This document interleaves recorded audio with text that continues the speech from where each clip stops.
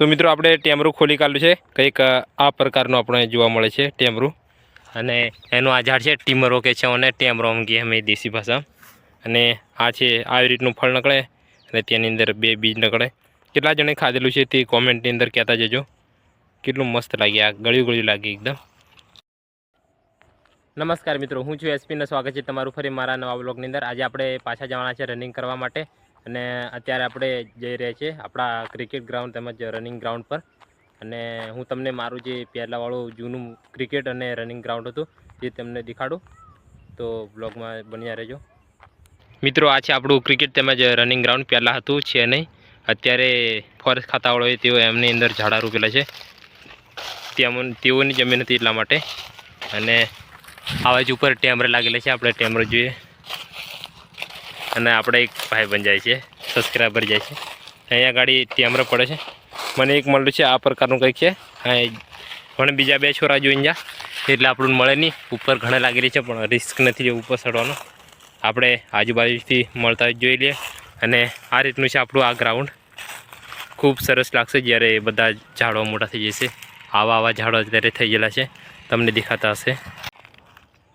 તો મિત્રો આપણે ટેમરું ખોલી કાઢ્યું છે કંઈક આ પ્રકારનું આપણે જોવા મળે છે ટેમરું અને એનું આ ઝાડ છે ટીમરો કે છે અને ટેમરો એમ કહીએ અમે દેશી ભાષા અને આ છે આવી રીતનું ફળ નીકળે અને તેની અંદર બે બીજ નીકળે કેટલું મસ્ત લાગે આ ગળ્યું ગળ્યું લાગે એકદમ અને સવારમાં પડે એટલે સવારમાં વહેલું આવવું પડશે આ બાજુ જોવા।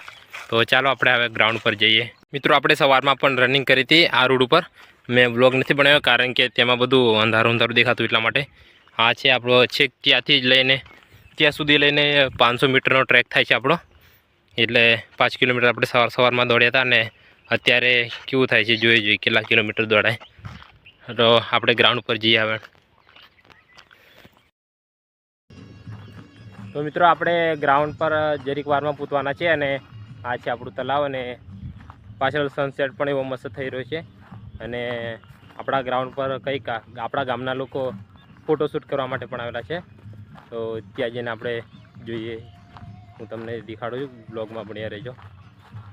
તો મિત્રો તમે જોઈ શકો છો આ મિત્રો છે જે અહીંયા ફોટોશૂટ કરી રહ્યા છે અને સાથે સાથે કુદરતની મજા પણ માણી રહ્યા છે। હવે આપણે થોડીક જ વારમાં આપણા ગ્રાઉન્ડ પર પૂતવાનું છે, આપણે પેલી સાઈડ રહીને જવાનું છે કારણ કે આ બાજુ પાણી બહુ છે એટલા માટે।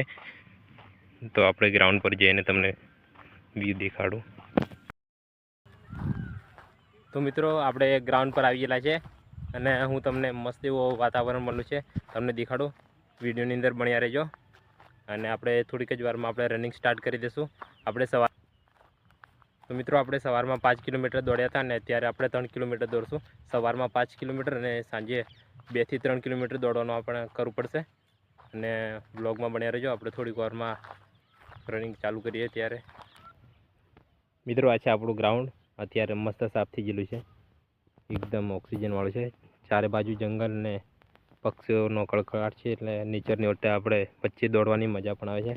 અને મિત્રો અહીંયા ફોટોશૂટ કરી રહ્યા છે, હવે એ લોકો ઘરે જાય છે અને આપણે થોડીક વારમાં રનિંગ સ્ટાર્ટ કરી દઈએ તો વ્લોગમાં બન્યા રહેજો।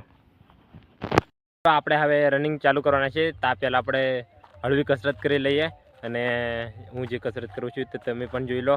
આપણે આપણા જેવી કસરત કરી છે હમણાં સ્ટાર્ટિંગમાં છે એટલા માટે, પહેલાં બી આપણે રનિંગ કરતા હતા પણ મૂકી દીધું હતું અને તમે જુઓ મારી કસરત હળવી રનિંગ કરતાં પહેલાં તમે બી જો રનિંગ કરતા હોય તો પહેલી હળવી કસરત કરી લેવી એટલે કે શરીરને ગરમ કરી લેવું થોડું ઘણું અને પછી દોડવાનું ચાલુ કરવાનું।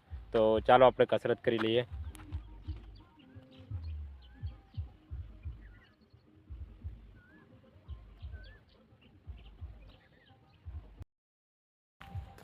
તો મિત્રો હવે આપણે રનિંગ ચાલુ કરવાના છે। આપણે એરફોન બી લઈ લીધું છે એટલે એના દ્વારા આપણે મોટિવેશન મળતું રહે અને મ્યુઝિકની સાથે સાથે દોડવાની પણ મજા આવે છે। આપણે તેની અંદર હનુમાન ચાલીસા છે એવી બહુ મોટિવેશનલ સોંગ આપણે સાંભળતા હોય છે અંદર, કારણ કે હું તમને બ્લોગમાં ના સંભળાવી શકું, કોપીરાઇટ આવવાનો પ્રોબ્લેમ થાય એટલા માટે। તો ચાલો આપણે રનિંગ સ્ટાર્ટ કરીએ અને આપણે સ્ટ્રાવા આપની મદદથી તમને હું પછી જ્યારે રનિંગ પૂરું કર્યું ત્યારે તમને દેખાડી દઈશ કે હું આજે કેટલા કિલોમીટર દોડ્યો। આપણે આજે 3 કિલોમીટર દોડવાનું છે, જોઈએ કેટલો ટાઈમ આવે છે આજે।